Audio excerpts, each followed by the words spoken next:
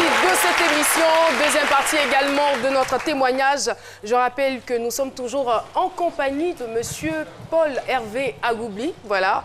Docteur, j'allais dire monsieur, docteur monsieur, Hervé. Ça va, Hey, on se lève. Qui a connu Extra Musica? Roga, roga. Ah. Comment vous allez, Roga, roga? Très bien, on est très content de vous recevoir sur ce plateau. Eh bien, il est transfuge donc du mythique groupe Extra Musica. Et vous êtes à Abidjan. Oui, on est à Abidjan, ça fait une semaine déjà. Donc on était venu pour le festival BOC, festival à Yopougon. Il paraît que vous avez gâté le coin. Voilà, on a joué de 2h jusqu'à 8h du matin.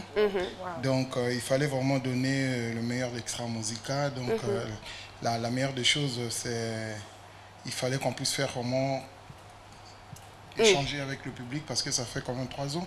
C'est cela. On n'a pas pu jouer ici en Côte d'Ivoire. Et on vous retrouve encore pour un spectacle avant de partir ou pas? Ouais, étant donné qu'on a rapproché le micro, s'il vous plaît. Jusqu'à 8h du matin, donc le public nous a réclamé encore, donc on sera à Koumassi. Donc je profite de l'occasion pour informer tout le monde. On va se retrouver à Koumassi le vendredi. D'accord. Et puis le samedi, on s'envole, on va à Brazzaville. D'accord. Voilà.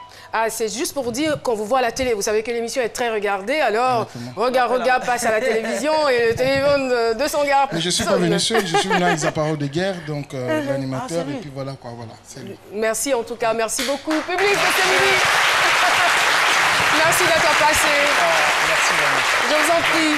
Roga. Voilà, on l'accompagne à la manière c'est midi, quoi. On les accompagne. Merci beaucoup. Merci vraiment. Et oui. L'émission se poursuit, voilà, on continue donc notre randonnée. En plein dans la littérature, oui. Oui, j'ai envie de demander à notre invité, docteur, comment emmener... Paul, c'est bon. Ah, Paul.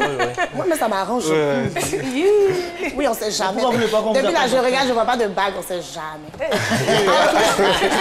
Alors, monsieur, j'ai envie de demander comment emmener le jeune du quartier à lire. Parce que je vous écoute et je sais qu'il y a des gens qui, comme moi, qui se disent hey, il est bien, oh. Parce qu'on n'a pas forcément... Bien, il parle bien, et pour lui, il a réussi. On n'a pas forcément... ça dépend de l'environnement également, tu vois. Tout le monde n'a pas forcément cette notion et cette chance-là. Voilà. Et comment emmener ce jeune-là, justement? Comment vous amener à lire? Parce que vous ne lisez pas aussi. Je te prends sur la 2. Comment emmener ce jeune-là à lire? D'accord, moi... Ou à aimer la lecture? Vous me permettez? Allez-y. Bon, je veux dire, je suis déjà venu à ces midis. C'est un beau plateau, hein, je veux dire, vous avez tout le pays, même au-delà, qui vous regarde. Mais c'est aussi pour ça. C'est aussi pour ça. C'était pour témoigner. Je veux dire, moi, j'ai grandi à Bogoté. On n'est pas issu de famille aisée, forcément. Hein, pas de famille aisée, mais on a droit au rêve. D'abord, c'est ça. On doit arriver. Je disais à Caroline Da Silva avant l'émission qu'au-dessus du livre de la littérature, il y a le récit. Le jeune homme appartient à quel récit? La jeune dame appartient à quel récit? Ce qu'un collègue de l'université appelle les utopies motivantes. Quelles sont ces utopies motivantes? Qu'est-ce que notre pays vend comme utopie qui motive la jeunesse? C'est ça d'abord qu'il faut chercher. Le livre vient après. Maintenant, je suis d'accord que la pratique de la lecture n'est pas courante chez nous. Je l'accepte volontiers. C'est comme vous voulez faire du sport, mais en même temps, quand vous n'avez pas l'habitude, vous commencez un jour, puis vous arrêtez le lendemain, et tout ça. Donc je dis, c'est bizarre, j'avais cette idée il n'y a pas 2 jours. Vous lisez, vous prenez sur vous, vous lisez une page d'un roman, d'une œuvre de fiction au départ. Il ne faut pas forcer les choses. Une œuvre de fiction au départ. Une page. Des romans qui font 180 pages, qui font, des fois, c'est moins volumineux que ça. Donc, une page par jour, vraiment cette discipline. Pour que la lecture devienne d'abord une habitude. La lecture doit être une habitude. On ne force pas les gens. C'est pas, vous aurez beau dire aux gens c'est important, c'est important, c'est important. S'ils n'ont pas l'habitude de lire, bon, ils n'ont pas l'habitude de lire. C'est comme ça. Voilà. Donc, alors Paul, si à vous particulièrement, on vous demandait d'emporter 2 livres sur une île déserte, ce serait lesquels? J'ai bien fait de vous demander de m'appeler Paul. Hein. C'est vraiment intéressant d'entendre ça comme ça. Le premier, ça serait Le cahier d'un retour au pays natal d'Aimé Césaire. Le cahier d'un retour. Ça, sans chercher, sans forcer. Vous me réveillez le matin, quel est ton livre? Vous réveillez Le cahier d'un retour au pays natal. Pourquoi? Parce que Césaire nous parle.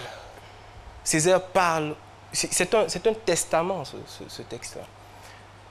Il y a une phrase sur laquelle, chaque fois que je m'arrête, Haïti, première république nègre, noire, bon, Haïti, où la négritude s'est mise debout pour la première fois et dit qu'elle croyait à son humanité. Haïti, où la négritude s'est mise debout pour la première fois et a dit qu'elle croyait à son humanité. Le problème qu'on a souvent, c'est est-ce qu'on croit en notre humanité?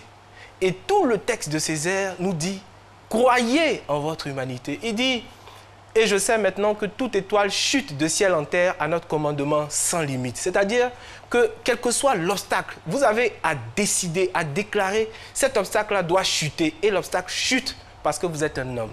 Et pour vous, croire en son humanité, qu'est-ce que cela signifie? Ça veut dire qu'il n'y a pas de défi trop grand, madame. Ça veut dire qu'il n'y a pas d'obstacle trop grand. Et vous en êtes un exemple patent. Absolument. Voilà. D'élève moyen, vous êtes passé à un élève intelligent et aujourd'hui à un docteur, un brillant docteur qui fait aujourd'hui la fierté de la Côte d'Ivoire, tant ici en Afrique qu'au-delà des frontières africaines.